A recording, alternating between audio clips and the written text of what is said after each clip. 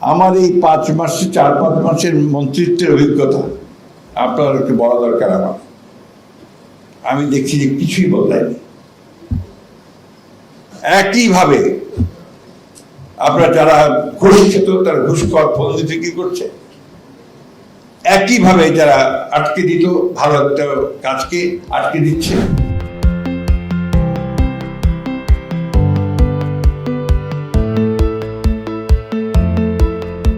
সরকারের সবচেয়ে দায়িত্বশীল জায়গায় বসে এমন আত্মসমালোচনা বিরল। কঠিন কাজটাই যিনি অবলীলায় করতে পারেন তিনি স্থানীয় সরকার মন্ত্রী ও বিএনপি মহাসচিব মির্জা ফখরুল ইসলাম আলমগীর। বাংলাদেশের 23তম রাষ্ট্রপতি হতে যাচ্ছেন তিনি। দেশের রাজনীতিতে এক আপোষহীন ব্যক্তিত্বের নাম মির্জা ফখরুল। প্রচন্ড ঝড়ের মুখে ঢাল হয়ে দলকে রক্ষা করেছেন, শত প্রতিকূলতার মাঝেও হাল ছাড়েননি। রাজপথে ফ্যাসিবাদ বিরোধী দীর্ঘ লড়াই সংগ্রামে নেতৃত্ব দিয়েছেন। বটবৃক্ষের মতো নেতাকর্মীদের মাথার উপর ছায়া হয়েছেন, কর্মীদের মনোবল জুগিয়েছেন, পথে বহুজনকে হারিয়েছেন। কেউ লড়াই করতে করতে রাজপথে প্রাণ দিয়েছেন, কেউ বা নির্যাতন সহ্য করতে না পেরে দেশ ছেড়েছেন, আবার অনেকে আপোষ করে দল ত্যাগ করেছেন। চোখের সামনে এসব দেখেও যে লোকটা মাথা নত করেননি তিনি মির্জা ফখরুল। ক্ষমতাচ্যুত আওয়ামী লীগ সরকারের আমলে সব মিলিয়ে 11 বার কারাবরণ করতে হয়েছে মির্জা ফখরুলকে। শেষ দিকে ব্যাপারটা এতটাই সাধারণ হয়ে গিয়েছিল, নাশকতা মামলা মানেই ফখরুলের জেল যাত্রা। রাজনীতির মাঠে নিরেট এই ভদ্রলোককে সব মিলিয়ে জেলে থাকতে হয়েছে 3.5 বছর।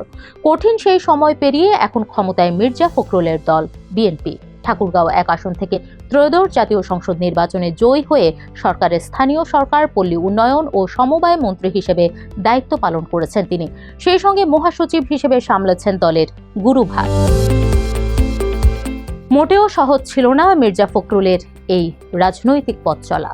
রাজনৈতিক বাবার সন্তান হলেও পেশা হিসেবে বেছে নিয়েছিলেন শিক্ষকতাকে। জনমানুষের জন্য কাজ করার তাড়নায় 1986 সালে শিক্ষকতা পেশা ছেড়ে পা রাখেন রাজনৈতিক অঙ্গনে। 1988 সালের ঠাকুরগাঁও পৌরসভার চেয়ারম্যান নির্বাচিত হন তিনি। জেনারেল এরশাদের সামরিক সরকারকে ক্ষমতাচ্যুত করতে যখন দেশব্যাপী আন্দোলন চলছে, ঠিক তখনই বাংলাদেশ জাতীয়তাবাদী দলে যোগ দেন তিনি। শুরু হয় মির্জা ফখরুলের বিএনপি যাত্রা। 1992 সালে বিএনপির ঠাকুরগাঁও জেলা শাখার সভাপতি নির্বাচিত হন মির্জা ফখরুল। একই সঙ্গে জাতীয়তাবাদী কৃষক দলের সহ সভাপতির দায়িত্ব পান তিনি। তার আগে 1991 ও 1996 সালের জাতীয় সংসদ নির্বাচনে বিএনপির মনোনয়নে সংসদ সদস্য নির্বাচনে হেরে গেলেও থেমে যাননি। 2001 সালে 8ম জাতীয় সংসদ নির্বাচনে জিতে প্রথমবার সংসদে যান তিনি। সেই সঙ্গে জায়গা করে নেন তৎকালীন প্রধানমন্ত্রী খালেদা জিয়ার মন্ত্রিসভায়। প্রথমে কৃষি মন্ত্রণালয়ের প্রতিমন্ত্রী হিসেবে দায়িত্ব পেলেও পরে বেসামরিক বিমান পরিবহন ও পর্যটন মন্ত্রণালয়ের প্রতিমন্ত্রী হিসেবে দায়িত্ব পান মির্জা ফখরুল। 2006 সালের অক্টোবর পর্যন্ত এই দায়িত্ব পালন করেন তিনি। পরবর্তীতে 1/11-এর সময় মির্জা ফখরুলের বিরুদ্ধে দুর্নীতি প্রমাণের শত চেষ্টা হলেও কিছুই মেলেনি। 2008 সালে সংসদ নির্বাচনে হারলেও রাজনৈতিক প্রজ্ঞা ও ব্যক্তিগত ইমেজের কারণে ছিলেন দলের প্রাণ ভোমরা হয়ে। 2009 সালেই দলটির জ্যেষ্ঠ যুগ্ম মহাসচিবের মতো গুরুত্বপূর্ণ পদে বসানো হয় মির্জা ফখরুলকে। 2011 সালে দলটির মহাসচিব খন্দকার দেলোয়ার হোসেন মৃত্যুবরণ করলে ভারপ্রাপ্ত মহাসচিবের চেয়ারে বসেন ফখরুল। 2016 সালে দলটির জাতীয় সম্মেলনে আনুষ্ঠানিকভাবে মহাসচিব নির্বাচিত হন তিনি।